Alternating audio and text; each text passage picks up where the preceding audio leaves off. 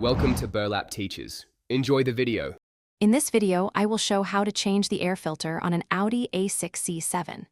Start by opening the hood and locating the airbox on the passenger side near the firewall.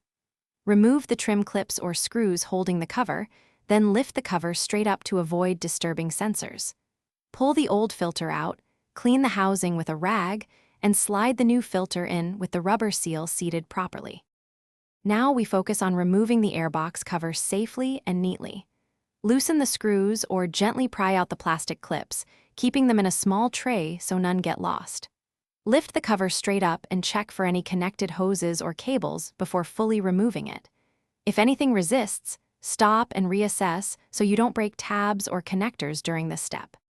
With the old filter out, inspect the housing for leaves, debris, or oil buildup and wipe it clean. Place the new filter into the housing with the rubber seal aligned and the pleats facing the intake direction. Lower the cover carefully, secure all clips or screws, and give the assembly a gentle tug to ensure it is locked. Finish by starting the engine to check for unusual noises or leaks.